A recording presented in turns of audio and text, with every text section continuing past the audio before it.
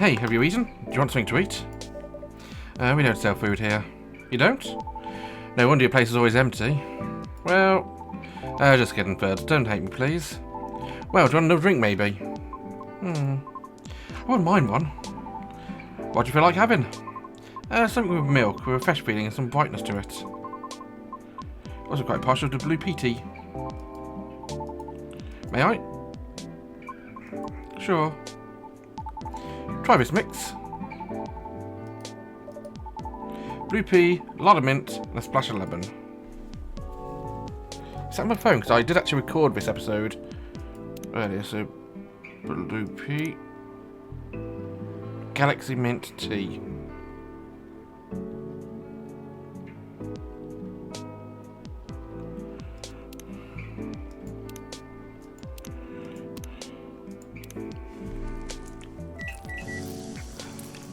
Because I watched you already played this, I already got this recipe last time. So let's serve it.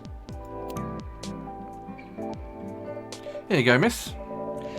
From a man sitting right beside you. Looks nice, very pretty.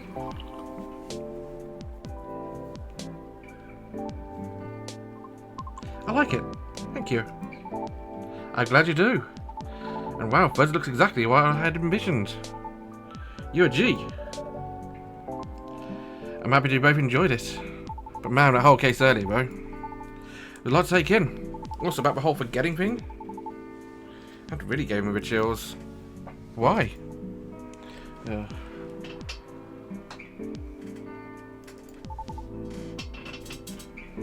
Don't you feel scared of just disappearing in the end?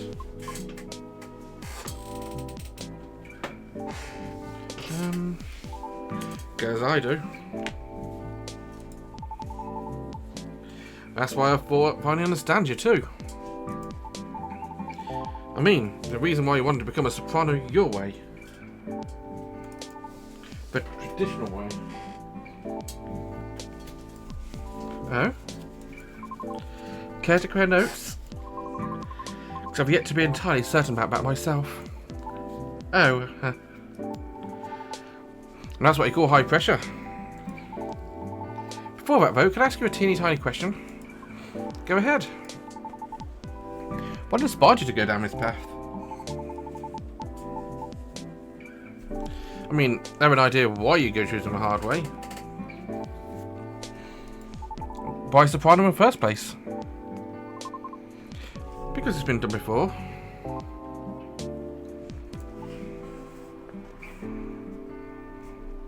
Pardon? Because Ozzy Banshee did it before. So I know it's possible. Wow, for real? Her part was that of a sorbet aria. She was not very well known. What is a sorbet aria? Oh, I meant she was a secondary character. Back in the early 19th century opera, sorbet arias were to be sung towards the end of a second act. Usually before the evening ended. Hawkers would use the time to offer their wares for the last time to their patrons. Often desserts. Hence, sorbet aria.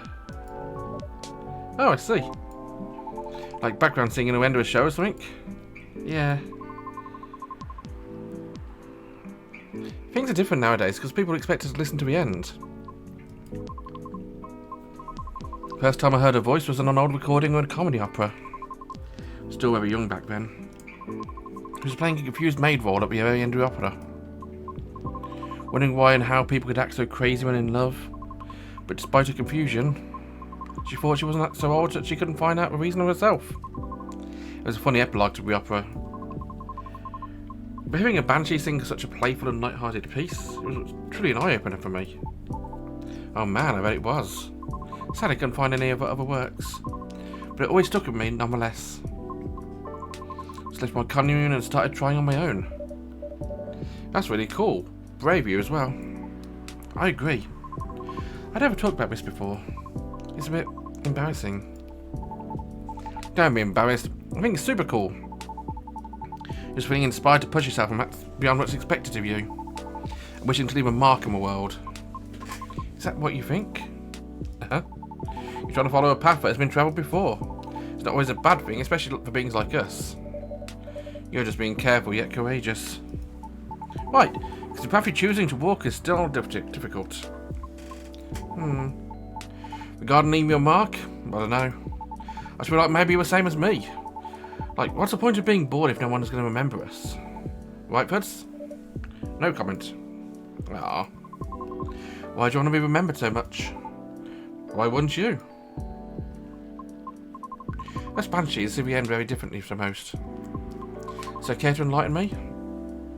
I can't speak for anyone else, but in my case, I was a kid who grew up in a large family, you see? Like, humongously large. Literally couldn't count on my siblings even if I wanted to. Because they're everywhere, thanks to my dad. Oh. We weren't wealthy, not even close. Money situation was always suffocating us, surreal. Sometimes Dad would just drop by to give us some money. It wasn't even close enough to cover utilities for more than a couple of months. Then I'd just leave again a couple of days later. Are you the eldest? Nope. My older brother's already moved out by the time I hit high school. I was so surprised when Dad gave me the house after he died. Oh? Which is why my mum and siblings live now. I'm sorry to hear about your father. No, it's fine, it's fine. I mean, yeah, it's weird to receive the news of his death from an attorney. Knowing he passed away by himself, and how it took him a week to find out. Natural cause, by the way, so... I mean, how did he check out with absolutely no one knowing? Where are my other siblings? What happened to his ladies? It's just so crazy to me. I guess it just kind of haunts me. Haunted how? My life growing up was filled with disappointment over him, you know? I mean it the best way possible. My disappointment actually drove me to work hard for my family. I just vilified him in my mind, shaking my mental fist at him. Gonna do so much better than you, sir, and all that. I see. But when I received the news that he just left me the house, like, I know he had no money, and that house was probably one of the only assets he had left. So when he gave me the house in his will, all I could think about was what went through his mind exactly. The fact that he had a will at all was probably already a surprise. Exactly. What was I supposed to think of that? What was I supposed to think of him? And does it even matter anymore? When he's already long gone? Anyway, so my older brothers came back, right? Want me to sell a house and divide the earnings? Wanting a slice of your inheritance pie, huh? You didn't do that, right? Heck no! That's why I left for LA. So you really want me to sell a house? You really have to chase after me? Good call. Thankfully, my younger siblings and I are pretty tight. We're a good team. That's relief. That was why I always needed my money fast. I needed money to help with my family's bills. And of course, I could stay alive as well. That's why I ended up having to join the production house. The production house. Yeah, it was like a bunch of content creators getting together to make videos every day. I was young and naive, you know. It was my first time venturing into another state completely alone, after all. So I didn't know better how predatory things could be. And this isn't going to be an entertaining story. If you're uncomfortable, you don't have to talk about it. No, it's not that. I just really didn't like that production house. But I needed my money. Some other logs had invited me in. As one of the youngest there, I tried to get along with everyone. But you see, we were all creators in the entertainment industry, right? Which means we're all huge egos. So naturally, we're somewhat of a hierarchy of sorts. Trying to be around helpful turned me into a butt of a joke all the time. I didn't encourage me all that much, by the way. I mean, I also learned a lot there, so not gonna lie. Still, what ended up destroying my willpower was actually something real close, you know? Myself. What do you mean by that? Well, in a house where everyone wants to be a main character, each of us would need a solid, distinct persona, yeah? Eventually, I was assigned one too. Which is supposed to be a good thing, but it wanted me to be the worst version of what I am, essentially. With heavy emphasis on what. Had a lot of nicknames too, like, hey baby goat. What are you up to now, Satter boy? Here comes a party goatie.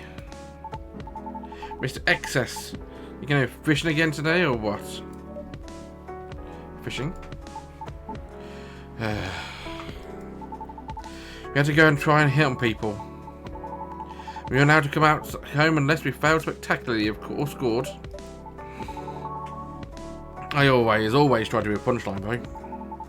There's always more views on when something ended badly. But it still were worse, because I really had to act it all out, you know? Bothering people, pretend dates, be sort of a dumb jerk for jokes. All just so it looked kind of fun for a camera. Even if scripted, I never really liked doing it, honestly. Because in the end, just reminded me of myself and my dad, you know? And I kept thinking, does the apple never fall far from a tree after all? So yeah, the whole thing was just really sucked. You had it difficult. Yeah? Well, long story cut short, being tokenized sucked at the end. No disagreement there. Sorry, I swear I wasn't what I wanted to talk to you about. It's fine. I actually learned a lot this evening. I just want to take up more of your time. So I can just ask you a direct question. Sure. Great. Would you be interested in guest starring on my new show? I realised I was being dumb the day we first met. I could have forced my thoughts on you and was just being kind of a general smartass. I undermined your straightforward efforts because I was jealous of your solid resolve. Since everything I did was anything but. But you succeeded eventually, didn't you? And you worked hard for it. Yet I almost ended up losing sight of why I'd been doing it in the first place. I went with the flow, made excuses a lot, all to justify the gain, but to what end? That's why I've been trying to put together a talent showcase for those who need extra exposure. It's going to be a small production thing. You'll be paid, I swear. And not with exposure either. Very much at first. I don't have that much money ready to use at the moment, so... wait, it's just a bit sudden, don't you think? No pressure, though. How does the show work? I'm not 100% sure of the shape of it yet. But ideally, I would like an interview with us first, when I record you singing, I'll bring all the gear. I'll also be doing all the editing and stuff. It'll take a bit of time since I still have my main show to do, but I did start vlogging Jed on my own too, so I can bet the result will still be quality. Your show will tank if I'm a first guest, you realise that, right? If it does, then it doesn't deserve to exist. I don't care about haters, but you do. That's why I won't push you.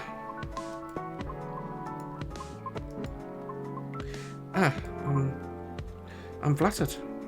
But, no, thank you. Okay. Thanks for considering me, though. Thanks for giving me a thought.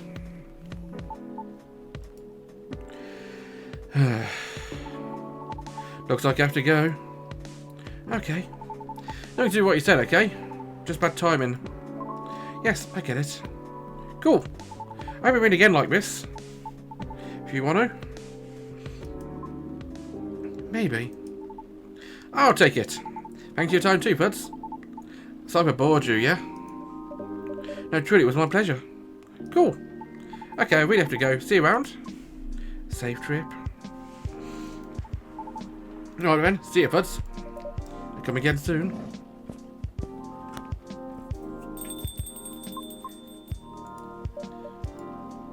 I think that was most I've talked in the past 2 years. I'm quite glad to hear it. Thank you, Fudce. For what? For being such a good host. And I'm not the easiest being to get along with. It's always a pleasure to have you and everyone around. When I'll be taking my leave, I feel like I have a lot to do. A lot to rethink. But I'll see you again soon. And I'll be waiting, always. Safe trip, Rihanna. And have a good night.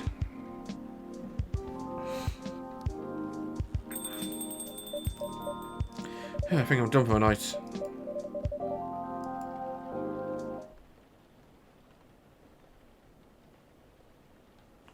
Masala chai, spiced tea from Savannah, Asia.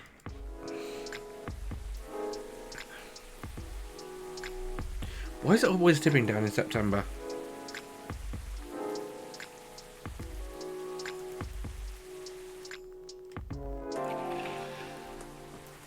World Gallon Culture Centre, grand opening to be held in Bhutan. Lunar cell panel prototype ready for first test. And newcomer progressive 11 metal band available tops US music charts. And let's see, because I'm going to save the episode here. And join me next time. Until then, bye bye.